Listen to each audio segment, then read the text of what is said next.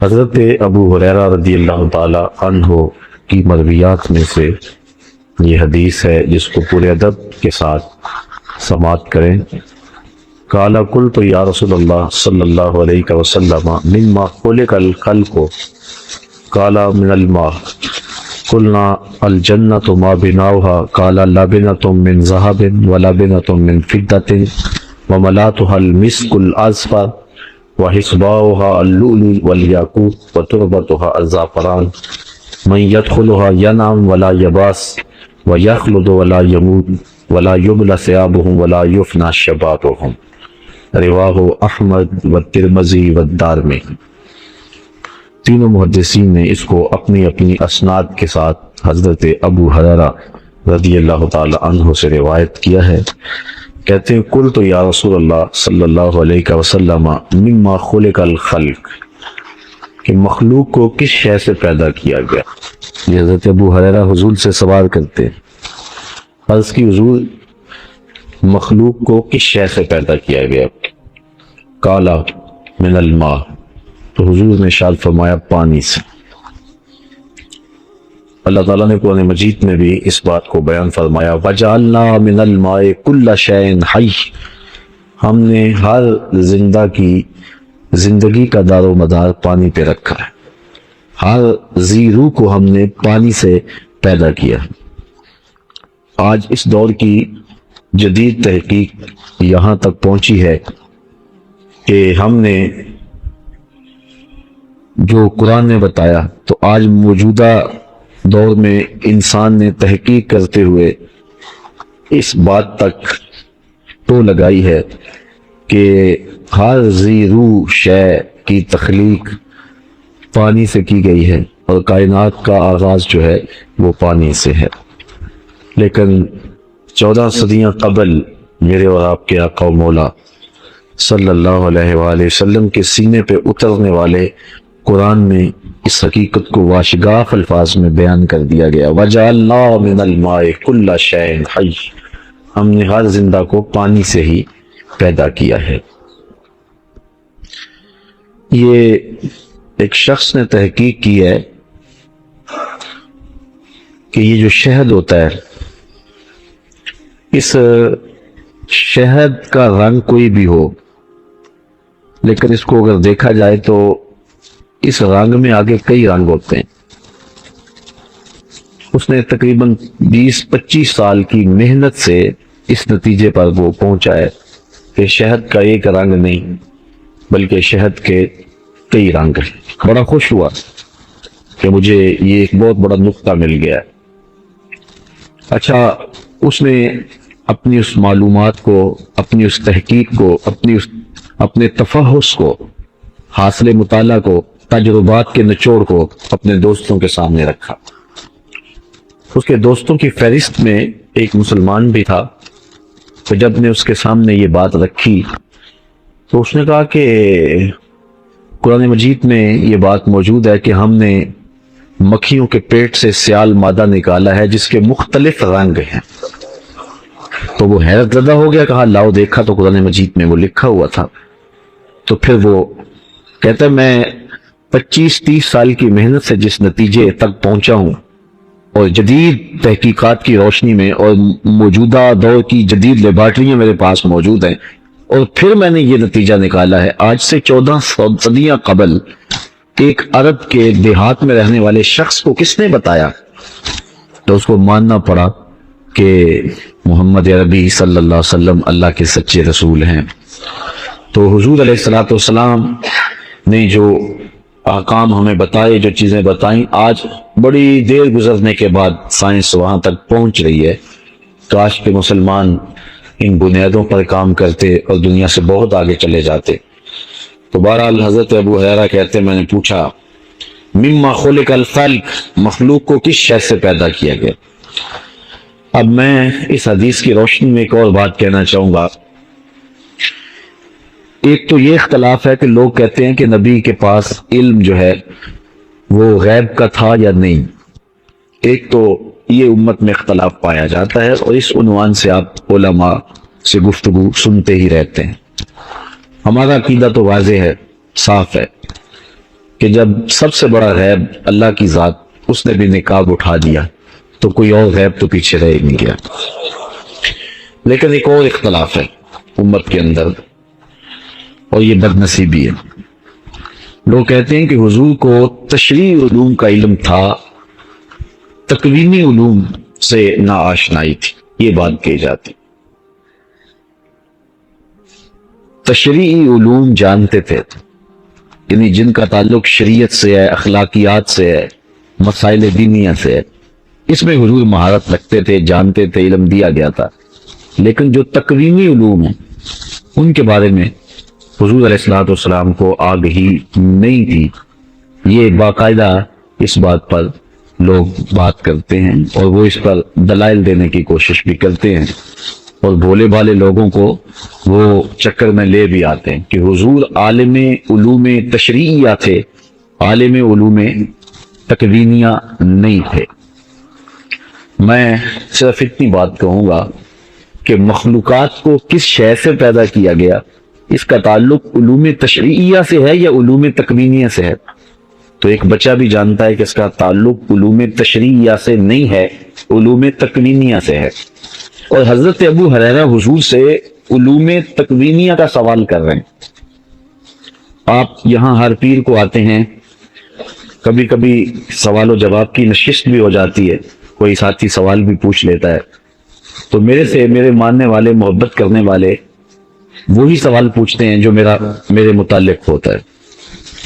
کبھی کسی طالب علم نے، کسی شخص نے مجھے کیمسٹری اور بیالوجی کا کوئی مسئلہ اور الجبرے کا کوئی کلیہ نہیں پوچھا ہے، اس لیے کہ وہ جانتے ہیں کہ اس شخص کی معلومات جو ہیں وہ تشریعی علوم تک ہیں، اور یہ جو علوم ہے یہ شخص اس کے بارے میں معلومات نہیں رکھتا ہے، اس لیے کبھی آپ نے مجھ سے یہ سوال نہیں کیا۔ اور اگر آپ میں سے کوئی مجھے اٹھ کر کے پوچھ لے کہ پانی کا کلیہ کیا ہے، تو پھر یا تو ہم کہیں گے کہ یہ جانتا نہیں ہے، یا پھر اس کو یہ خیال ہے کہ یہ شخص جو ہے وہ یہ معلومات بھی رکھتا ہے۔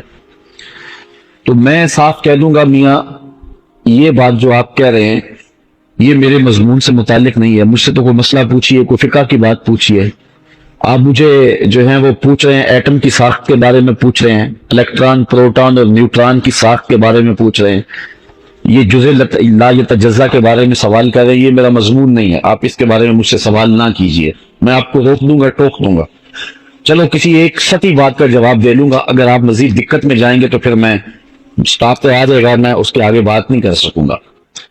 لیکن ایک صحابی حضور سے پوچھ رہا ہے علم تکوینی کے بارے میں، تو صحابی کا عقیدہ یہ ہے کہ نبی تشریعی علوم کا بھی واقف ہے اور نبی تکوینی علوم سے بھی آگاہ ہے، اس لیے تکوینی علوم کا سوال کیا جا رہا ہے۔ تو آج کے اگر کسی شخص کو سمجھ نہیں آتی تو اس کی قسمت، لیکن صحابی کو پتا ہے کہ کائنات کی کوئی شے نہیں ہے جو میرے محمد عربی کی نگاہوں سے چھپی ہوئی ہو، اس لیے وہ حضور سے پوچھ رہا ہے مما خلق الخلق، حضور یہ بتائیے کہ مخلوق کس شے سے پیدا کی گئی، اس کا مادہ کیا تھا، اس کا میٹیریل کیا تھا، کس شے سے کائنات کی تخلیق کی گئی۔ ایک تو سوال بتاتا ہے کہ ان کا عقیدہ کیا تھا، اور دوسرا پھر حضور کا اس پر ٹوکنا نہ، منع نہ کرنا۔ اور میاں میں نبی ہوں تو مجھے تم اس عنوان سے سوال کیوں کرتے ہو؟ آقا کریم نے یہ جواب نہیں دیا، بلکہ حضور نے فرمایا قال من الماء، فرمایا پانی سے پیدا کیا گیا۔ قال من الماء کس شے سے پیدا کیا گیا ہے؟ پانی سے۔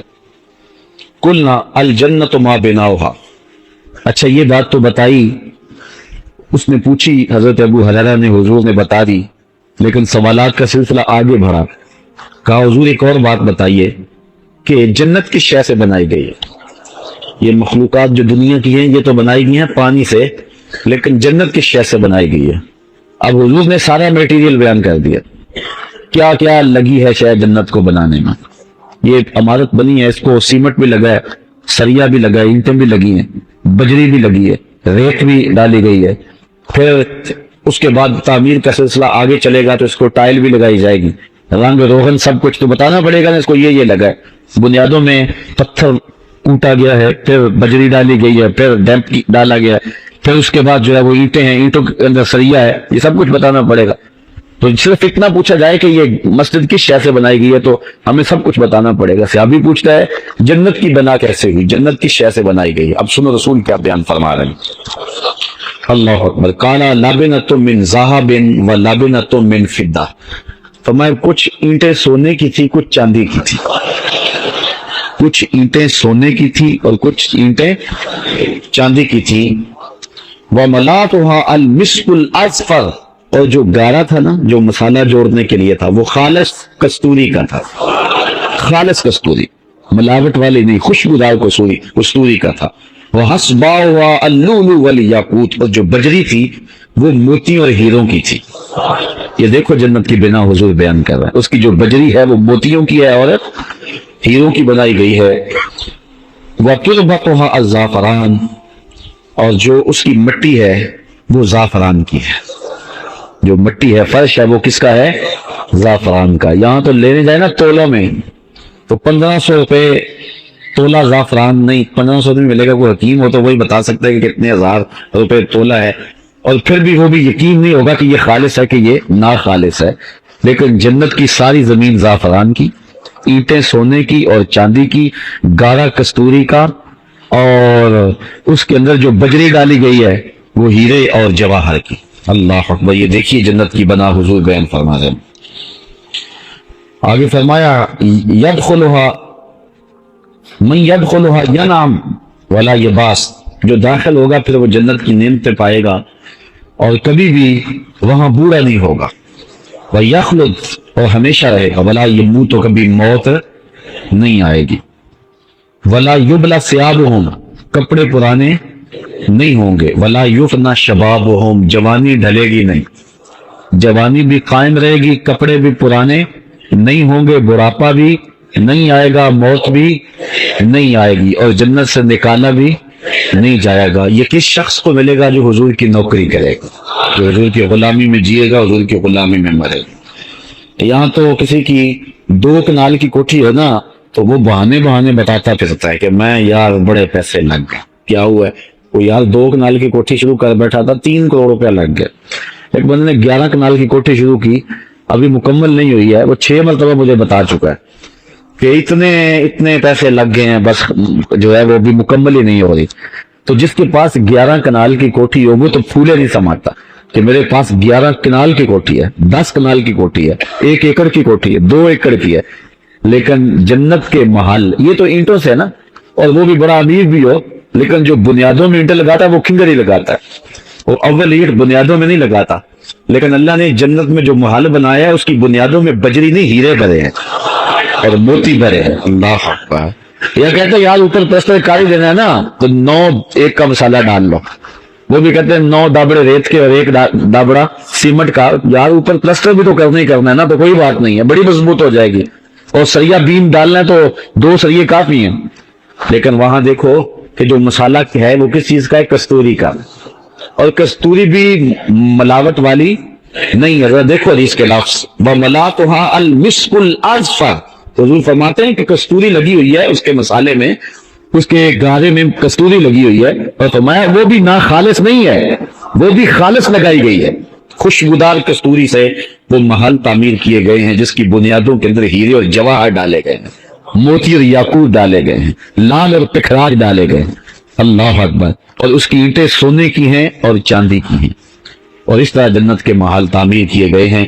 اور پھر جو اس محل میں جائے گا نہ مرے گا, نہ بوڑھا ہوگا, نہ کپڑے پرانے ہوں گے, نہ گرد اڑے گی, نہ لباس پھٹے گا, اور نہ ہی وہاں سے وہ نکالا جائے گا. اللہ حضور کے صدقے ہمیں جنت کی بہاریں عطا فرمائے. یار یہاں رہ لے جھوپڑیوں میں کوئی بات نہیں, گزر ہی جانی ہے نا. کتنی گزر گئی ہے, باقی بھی تو گزر ہی جانی ہے. جو تھوڑی سی گزر جائے گی, رہ گئی گزر جائے گی. سودا کریں, وہ سونا سودا اللہ سے خریدے. اللہ اکبر, اللہ اکبر. اللہ تعالیٰ اپنے خاص کرم سے میں وہ نصیب فرمائے. اچھا ہم اچھے تو نہیں ہیں, اعمال بھی اچھے نہیں ہیں, تو شیخ سعدی شرازی علیہ رحمہ کا مجھے شعر یاد آیا. میرے والد گرامی اس کو بڑے ذوق سے پڑھا کرتے تھے. شنیدم کے در